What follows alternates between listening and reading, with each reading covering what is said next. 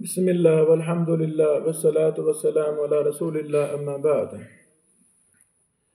ایک محترم نے بڑا اچھا سوال کیا کہ یہ میں نے کیے ہیں، پی ایچ ڈی کی ہے، کاروباری ہوں، تاجر ہوں، میرے پاس وقت ہوتا ہے تو دو ایسی کتابیں مجھے بتائیں جن کو میں پڑھوں تو دین اسلام کے مسائل مجھے آ جائیں۔ بڑا اچھا سوال ہے۔ تو دو کتابیں جو ہر مسلمان کو پڑھنی چاہیے، دین سیکھنے کے لیے، دین کے تعارف کے لیے، شرعی احکام و مسائل کے لیے۔ سب سے اول قرآن کریم فرقان حمید ہے، قرآن کریم، اور دوسرے نمبر پہ صحیح بخاری ہے۔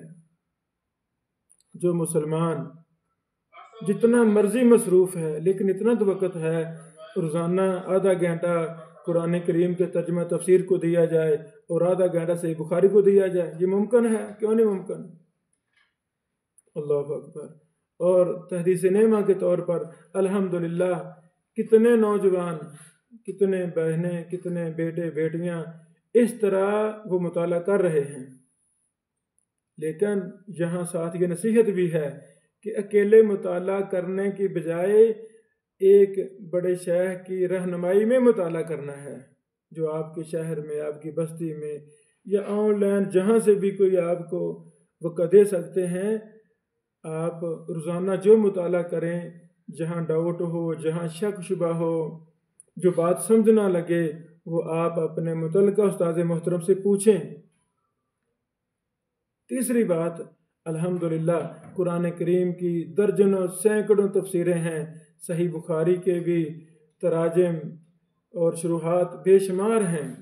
اس موقع پہ میں یہ نصیحت کروں گا کہ اللہ تعالیٰ توفیق دے، قرآن کریم کا ترجمہ اور تفسیر فضیلت الشیخ مفسر قرآن حافظ صلاح الدین یوسف رحمہ اللہ رحمتاً واسعہ، ہماری محبوب شخصیت، ان کا احسن البیان جو ترجمہ تفسیر ہے اس کو لازم پکڑیں، یا فضیلت الشیخ شیخ الحدیث مفسر قرآن حافظ عبدالسلام بن محمد بٹوی رحمہ اللہ کا ترجمہ اور تفسیر قرآن کو لازم پکڑیں، یا فضیلت الشیخ المفسر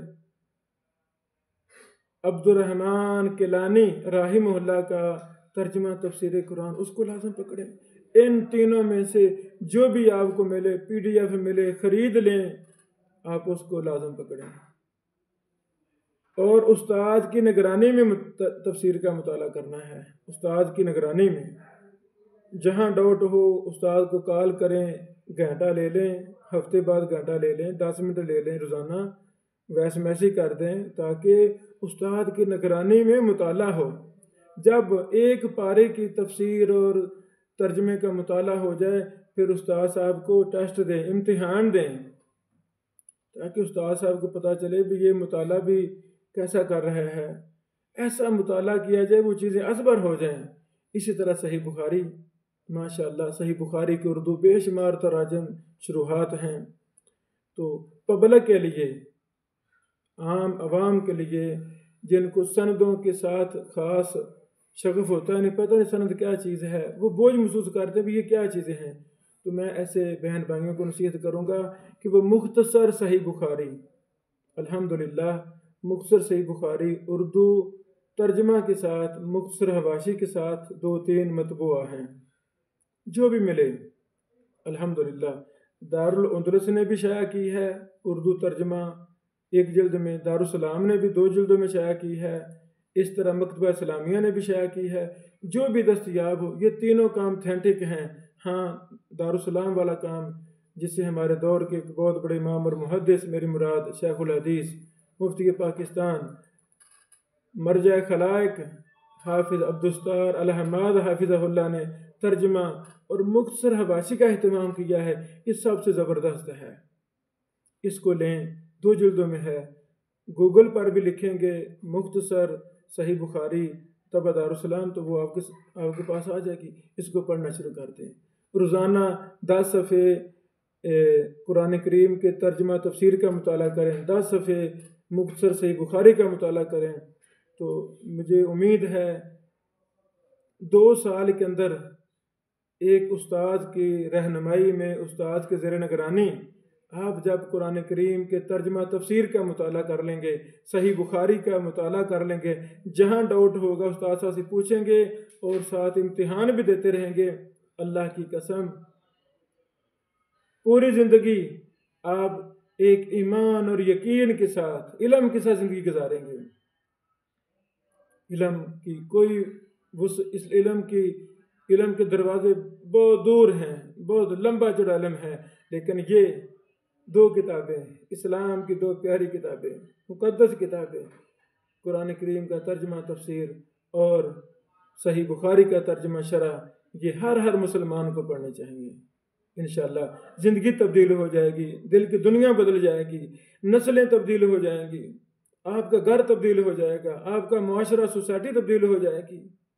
اگر آپ تاجر بھی ہیں یہ پڑھ لیں، انشاءاللہ آپ کی رعایا، آپ کے تحت کام کرنے والے عمال وہ آپ سے راضی ہوں گے، آپ ان کی تربیت کریں گے۔ ورنہ جس کے پاس علم نہیں ہے قرآن و حدیث کا، اس کے دین ایمان کا کوئی فائدہ ہے نہیں۔ وہ علم سے آ رہی ہے، دین سے آ رہی ہے، ایمان سے آ رہی ہے، اس کے معاملات بھی ان پڑھ جیسے لوگوں کے ہوں گے، اس کے ساتھ رہنے والے بھی انسان ہوں یا جو بھی کام کرنے والے، وہ سارے تنگ ہی ہوں گے۔ کوئی لین دین کا معاملہ کر لیں تو وہ ذلیل و خوار کر کے رکھ دے گا۔ اس کی زندگی ان پڑھوں والی